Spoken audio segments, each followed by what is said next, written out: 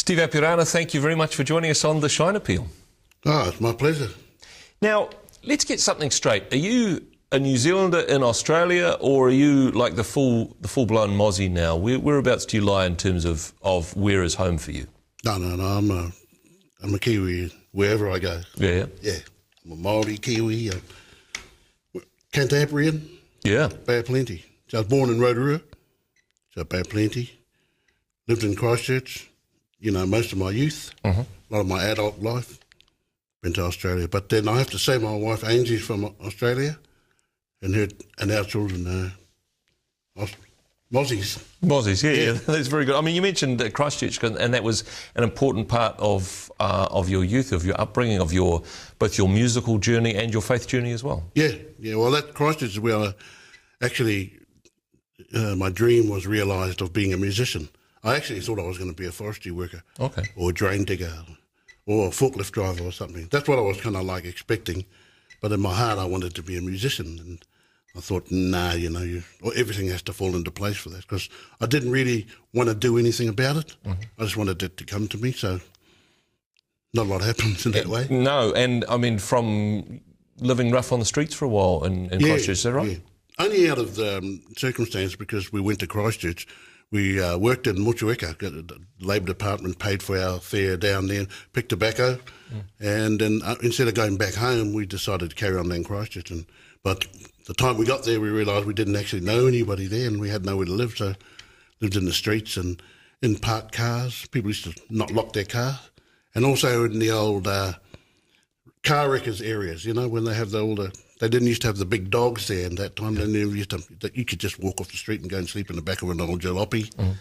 So that dream of being a musician, this is who were your sort of musical idols at the time?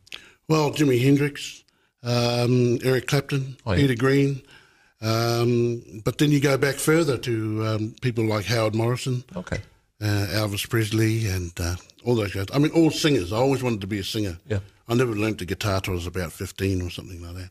That part of your journey where I suppose you became a Christian and, went from being a street kid on the streets of Christchurch to actually helping some of the people that were down and out in Christchurch. How did that come about, Steve? Well, because I became a Christian through the drop-in centre that they would let street kids go to, because they had band gear there, and that's where I started to become a musician. That's where I started to become get interested in Christian things. And because it was a Christian-run thing, it was called the Open Door drop-in centre, run by the Anglican Church. And through a lot of circumstances, they led me to the Lord. And so I'm balancing a rock and roll career with wanting to be a Christian. And it didn't really work very well for me. So in the end, I gave it all the music away after about 8 years as a professional musician, and got stuck into God. And decided, well, whatever happens, it's going to happen starting from here. And then I ended up back into the music again. And, today, an international gospel singer, you've had the opportunity to travel to many parts of the world and for your family to go with you on that journey. Yeah, we've been overseas quite often. And because my wife and I, Ainsley and I, she performs with me most of the time now, but because she wasn't going to have any of this kind of husband away all the time, so it's either we all go or you stay home. But it was much better for my relationship with my children and also my wife. Yeah. Communicating that gospel message, communicating the hope of what we do. That's what we do here on Shine TV, and wanting to bring hope to people who are in some pretty desperate circumstances. What would you say to encourage people who are perhaps watching this today? What would you say to encourage them to support the work of Shine TV? I would say to get into it.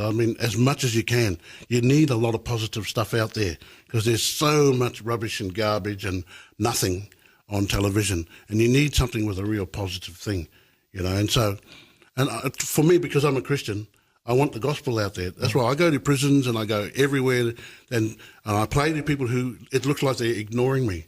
But I know that the word gets through. Everything that's of God will get through to them because that will happen to me.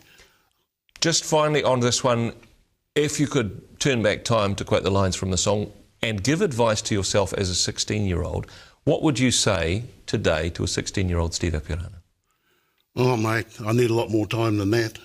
But I would basically say plug into the Lord straight away.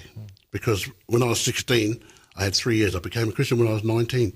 I made an awful mess of myself, almost irretrievable.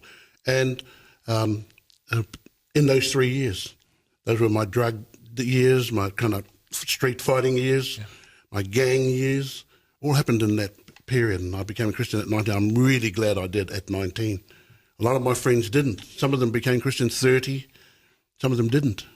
And I won't tell you a lot of the results about it. Some of them are still, still plodding on there.